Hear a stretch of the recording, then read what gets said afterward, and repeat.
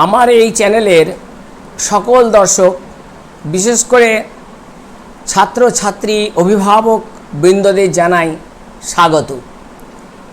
আজ আমরা বর্ধমান বিশ্ববিদ্যালয়ের বিএ মাইনরের 4th সেমিস্টারের বাংলা বিষয়ের একটি ভিডিও প্রকাশ করতে চলেছি। আজকে আমাদের এই ভিডিওর বিষয় হলো ছন্দ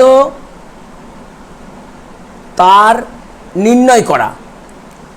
অর্থাৎ ছন্দ, বাংলা ছন্দের যে তিন প্রকার ছন্দ আছে, অক্ষরবৃত্ত, কলাবৃত্ত এবং দলবৃত্ত, এই 3 প্রকার ছন্দকে আমরা চিহ্নিত করব। কিভাবে চিহ্নিত করতে হয় সেই বিষয়টি আজ আমরা তুলে ধরব। আমাদের এই 3 বিষয়ের ছন্দের যে আমরা নির্ণয় করব কোনটি কোন ছন্দ, আননোন কবিতার লাইন দেওয়া হবে, সেখান থেকে তার যে বিষয়গুলো বার করতে হয় সেটি হচ্ছে স্তবক, চরণ, পর্ব, মাত্রা, দল বা মাত্রা বা দল একই। এছাড়াও থাকছে গিয়ে লয় এবং রীতি, অর্থাৎ কোন রীতির ছন্দ। আমাদের আরেকবার মনে করিয়ে দেওয়া দরকার এ প্রসঙ্গেই, সেটি হলো মাত্রা গণনার রীতিটি আরেকবার বলে দিচ্ছি। মাত্রা বা দল বা ইউনিট বা কলা যাই বলা হোক না কেন, সেগুলির ক্ষেত্রে প্রথম যেটা মনে রাখতে হয় যেটি হচ্ছে মুক্ত দল। সেই মুক্ত দল বা স্বরান্ত অক্ষর যাই বলা হোক না কেন, সেটি হচ্ছে সবসময় সব ছন্দেই এক মাত্রার। এবারে যেটা রুদ্ধ দল, সেই রুদ্ধ দলের ক্ষেত্রে মনে রাখতে হবে যেটা যে অক্ষরবৃত্ত ছন্দ বা যাকে মিশ্র কলাবৃত্ত ছন্দ বলা হয়, সেখানে রুদ্ধ দল যদি পদমধ্যে থাকে তাহলে কিন্তু এক মাত্রা, এবং যৌগিক স্বরান্ত যদি থাকে, তাহলে যদি পদমধ্যে থাকে তাহলেও সেটি এক মাত্রা। কিন্তু পদান্তে যদি থাকে রুদ্ধ দল বা যৌগিক স্বরান্ত, তাহলে সেটি হবে 2 মাত্রার। অন্যদিকে যেটা কলাবৃত্ত ছন্দ বা যাকে আমরা মাত্রাবৃত্ত ছন্দ বলি, সেখানে ক্ষেত্রে কিন্তু যেমনভাবে মুক্ত দল এক মাত্রা, রুদ্ধ দল বা হলন্ত দল বা হলন্ত অক্ষর সেটা যেখানেই থাকুক, পদান্তে পদমধ্যে যেখানেই থাক না কেন, সর্বত্রই 2 মাত্রা।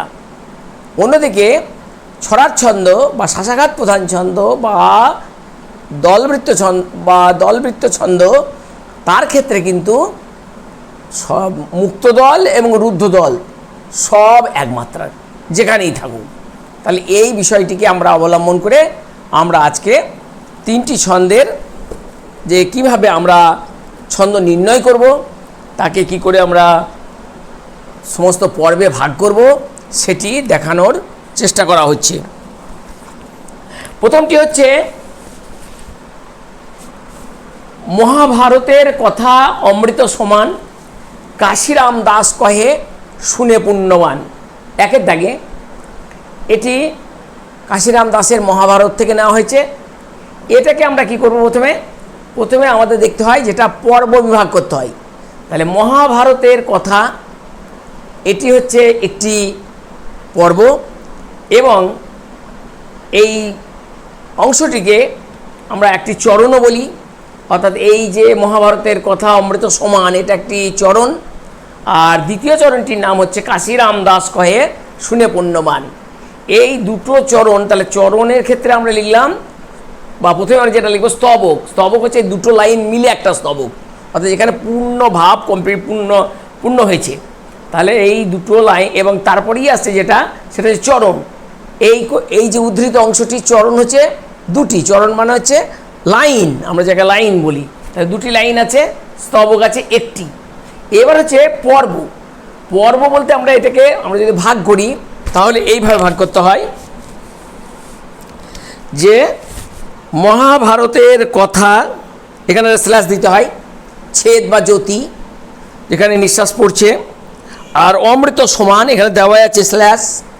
তাহলে পর্ব হলো এই একটি পর্ব আর এ একটি পর্ব। এই পর্বে হচ্ছে মহাভারতের। তাহলে 1 2 3 4 5 6 আর কথা। তাহলে কটা হলো এখানে?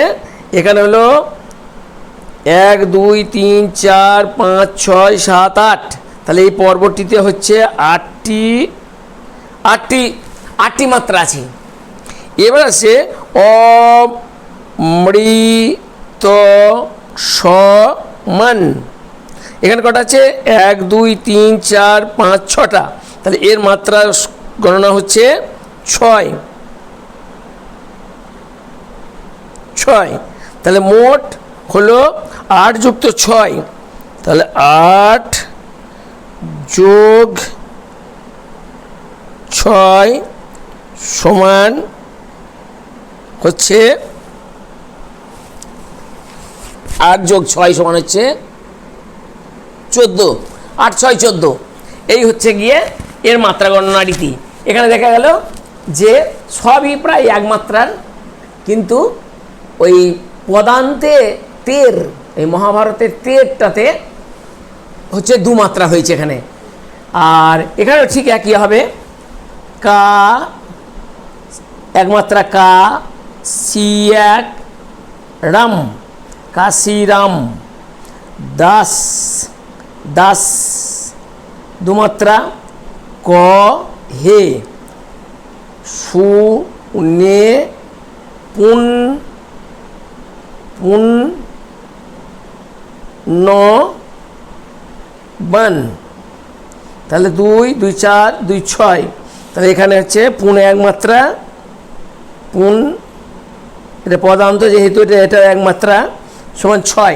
তাহলে 8 6 রীতি এটা। আর যদি একে পর্বাঙ্গ করি তাহলে এটাকে পর্বাঙ্গ ভাগ করতে গেলে হবে মহাভারতের কথা অমৃত সমান। তার পর্বাঙ্গকে ভাগ করতে হয় এইভাবে চিহ্ন দিয়ে, পর্বাঙ্গ। এটা হচ্ছে পর্বাঙ্গ। এরও তাই কাশিরাম পর্বাঙ্গ, দাস কাশিরাম দাস কহে, এখানে হলো আবার পর্বাঙ্গ, শুনে পুণ্যমান, এগুলো পর্বাঙ্গ হলো। তাহলে এইভাবে এটাকে আমরা কি করলাম, তাহলে স্তবক হচ্ছে একটি, চরণ হচ্ছে 2টি, পর্ব হচ্ছে 8 যুক্ত 6, আর তার সঙ্গে মাত্রা হচ্ছে 1 মাত্রা ও 2 মাত্রা। এখানে এই যে 1 মাত্রা পড়েছে, এখানে 2 মাত্রা পড়েছে, বাকিগুলো সবই 1 মাত্রা। আর লয় কি? লয় ধীর, অর্থাৎ এটি পড়তে হবে এভাবে, মহাভারতের কথা অমৃত সমান, কাশিরাম দাস কহে শুনে পুণ্যবান। অর্থাৎ লয় হচ্ছে ধীর। সুতরাং এই যে লক্ষণগুলো, অর্থাৎ স্তবকের লক্ষণ, চরণের লক্ষণ, পর্বের লক্ষণ, মাত্রার লক্ষণ, লয়ের লক্ষণ দেখলেই বোঝা যাবে এটি হচ্ছে মিশ্র কলাবৃত্ত বা অক্ষর বৃত্ত বা তান প্রধান ছন্দ। এইভাবে আমরা এটা নির্ণয় করলাম। দ্বিতীয়টা দেখি। দ্বিতীয়টি হচ্ছে বর্তমানের কবি আমি ভাই, ভবিষ্যতের নই নবী, কবি ও অকবি যাহা বলো মোরে, মুখ বুঝে ভাই সব ছবি। এটা নজরুল ইসলামের। তাহলে এখানে আমাদের এরকমভাবে করতে হবে এটাকে আমাদের যদি, তাহলে এখানে স্তবক কটা হলো? স্তবক হলো একটা, অর্থাৎ এই একটা লাইন আর এই একটা লাইন, দুটো লাইন মিলে স্তবক। চরণ হচ্ছে 2টি। পর্ব দেখো, পর্ব হচ্ছে বর্তমানের কবি আমি ভাই, বর্তমানের কবি আমি ভাই, ভবিষ্যতের নয় নবী, কবি ও অকবি যাহা বলো মোরে, মুখ বুঝে ভাই শৈশবী। তাহলে এখানে মাত্রা গণনা হচ্ছে বর, বর মানে দই, বর তো বর্তমানের কবি, তাহলে 6, আমি ভাই ভবিষ্যতের, তাহলে এখানে 6, 9 নবী, এখানে হলো গিয়ে 4, 9 নবী, তাহলে এখানে হচ্ছে 6, 6, 4, 6, তাহলে হচ্ছে 6, 6, 4, তাহলে এখানে হলো, এখানে তাহলে মাত্রা গণনা হচ্ছে 6, 6 যুক্ত 6 যুক্ত 6 যুক্ত 4, আর লয় হচ্ছে মধ্যম, রীতি হচ্ছে মাত্রাবৃত্ত, অর্থাৎ এর লয় হচ্ছে খুব জোরেও নয় আবার খুব ধীরও নয়, অর্থাৎ মধ্যবর্তী লয়। সুতরাং এটি হচ্ছে গিয়ে মাত্রাবৃত্ত ছন্দ বা সরল কলাবৃত্ত ছন্দের এটি একটি উদাহরণ। যেমন প্রথমটি হলো অক্ষরবৃত্ত, পরেরটি হলো মাত্রাবৃত্ত। এরপরটা দেখি খুব প্রচলিত একটি কবিতার অংশ দিয়েছে, ছড়া। বাঁশ বাগানের, এখানে হবে একটা ছেদ, বাঁশ বাগানের মাথার উপর চাঁদ উঠেছে ওই, মা গো আমার শোলক বলা কাজলা দিদি কই। তাহলে এবারে কি হচ্ছে, এ সব একমাত্রা, বাঁশ এক হচ্ছে বাঁশ বাগানের মাথার উপর চাঁদ উঠেছে ওই, মা গো আমার কাজ শোলক বলা কাজলা দিদি কই।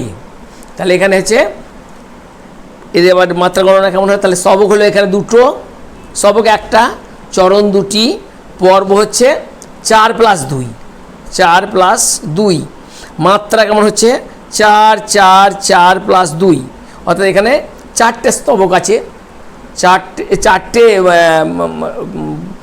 চারটে এখানে বলছে মাত্রা 4টে ভাগ হচ্ছে, অর্থাৎ এখানে প্রত্যেকটা দলবৃত্তের বিশেষ লক্ষণ হচ্ছে যে এখানে হলন্ত অক্ষর বা স্বরান্ত অক্ষর সবই এক মাত্রার। সুতরাং সেই দিক দিয়ে দেখতে গেলে এখানে মাত্রা পর্ব এবং পর্বাঙ্গে ভাগ হয়ে যাচ্ছে। পর্বাঙ্গ হচ্ছে বাঁশ বাগানের একটি পর্বাঙ্গ, তারপর এটা হচ্ছে গিয়ে এবার তারপর হচ্ছে মাথার উপর একটা অংশ, চাঁদ উঠেছে একটা পর্বাঙ্গ, ওই একটা অপূর্ণ পর্ব, এটা হচ্ছে 2, আর মা গো আমার এখানে একটা পর্বাঙ্গ, শোলক বলা এটা একটি পর্বাঙ্গ, কাজলা দিদি কই। তাহলে এখানকার মাত্রা গণনা রীতি হবে 4 + 4 + 4 + 2।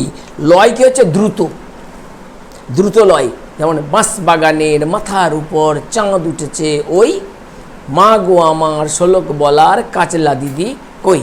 অর্থাৎ এই যে দ্রুত তালে যে বলা, সেই বলার ক্ষেত্রে এখানে হচ্ছে দলবৃত্ত বা যাকে বলে আমরা শাসাঘাত প্রধান ছন্দ।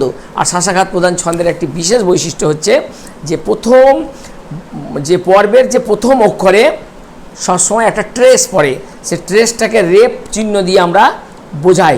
যেমন এখানে বাঁশ বাগানের মাথায় উপর চাঁদ উঠেছে ওই, মা গো আমার শোলক বলা কাজলা দিদি কই।